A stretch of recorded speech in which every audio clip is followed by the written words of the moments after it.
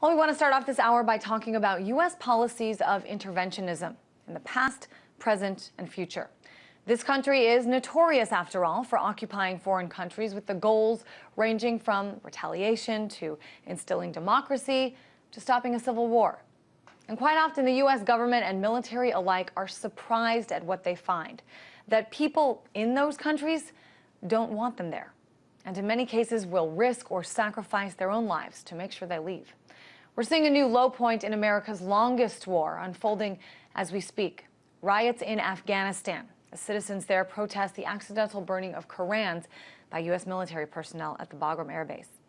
At least 4 American soldiers have been killed and many more Afghan citizens, and there's beginning to be a sense that the battle to win the hearts and minds there is unwinnable. I want to talk more about this and also about how what we're seeing is part of a larger trend, and how that trend could take everyone in this country down a dangerous path if things don't change dramatically. Dr. Paul Craig Roberts is a columnist, but also spent several years working as an official with the Reagan administration. Dr. Roberts, I don't know about you, but I've been hearing a lot of people quite shocked at the reaction in Afghanistan by the Afghan people to this incident of burning the Muslim holy books last week, despite apologies issued by President Obama and General John Allen. Do you think this is an illustration of just a lack of understanding in this region? Well, it could be, Kristine, the straw that broke the camel's back. The United States has been there 10 years, murdering women, children, village elders, aid workers, blowing up schools, hospitals, farmers' homes. I mean, maybe they've had enough. Otherwise, it's sort of inexplicable that for 10 years they didn't mind we bombed funerals and weddings, but all of a sudden they get mad because we burned a couple of their holy books.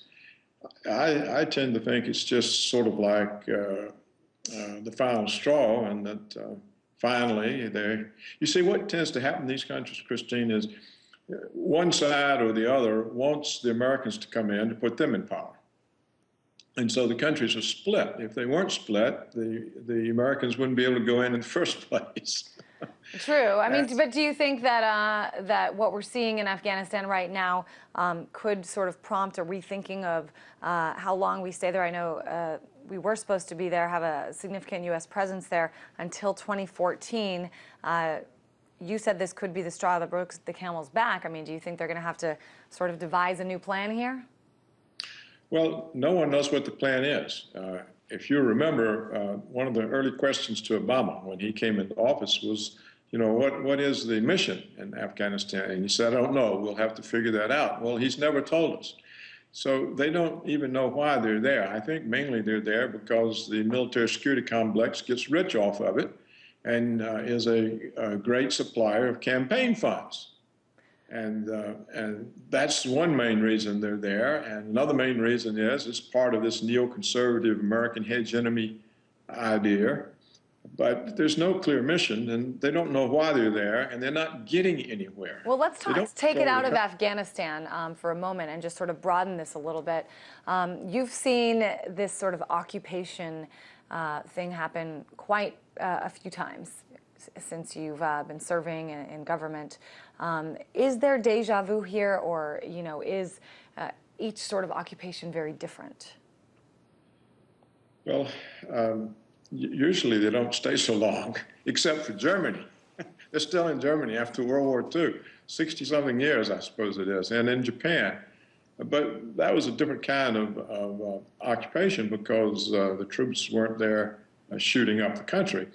But in Iraq and Afghanistan, they're there shooting up the country, and they've not been successful in either place. We finally had to get out of Iraq because they couldn't even occupy Baghdad, and they finally had to put the Sunni insurgents on the U.S. military payroll and pay them to quit fighting.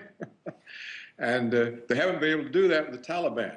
And so were they going to stay another 10 years and spend trillions of more dollars and achieve no result?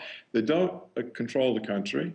They're not getting anywhere, and they don't even know what the mission is. It's pretty interesting when you sort of look back and kind of look at the different, I mean, there are some similar strategies used. I want to look ahead, though, for a moment, Dr. Roberts. I know that you've written a little bit about the situation in Syria, and you write, what the Ministry of Truth calls peaceful protesters brutalized by Assad's military are, in fact, rebels armed and financed by Washington. Washington has fomented a civil war.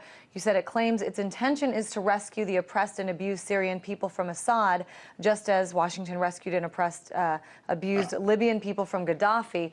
Talk a little bit about Syria and what you mean when you say this is thanks to Obama, another country has been destroyed. Well, Libya's destroyed. You know, they have these clashing militias terrorizing everybody. It's far worse than it ever was. And so nothing was achieved there that is consistent with the claims. What was achieved in Libya was they messed up the Chinese oil investments in eastern Libya, which was probably the purpose. Now, Syria, you know, Assad has come out and held this referendum that will change the way the country's governed.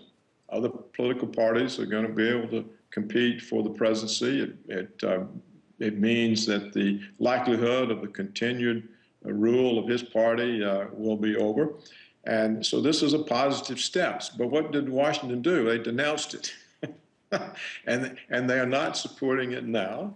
And they're encouraging the so-called rebels that they're behind and not to support it because they want to overthrow him. So why do they want to overthrow him? It may just be they like to exercise power and they enjoy the hubris and arrogance that goes with the power. But there's no real reason to overthrow a system that has been put into the mode of change. If they overthrow it, what will it be? It'll be like Libya. There'll be all these clashing militias. There'll be a civil war. People will continue to die and things will fall apart. The infrastructure will be destroyed. People will leave, like in Iraq. You know, they've had just several million people have to leave. And so there's no purpose for Washington's position. It doesn't serve any interests that they say. So they may, either they have a hidden agenda that they won't declare, that is, Washington has a hidden agenda, or it doesn't know what it's doing. It certainly is interesting when you look at it from that historic perspective. Dr. Paul Craig Roberts joining us from Panama City, Florida.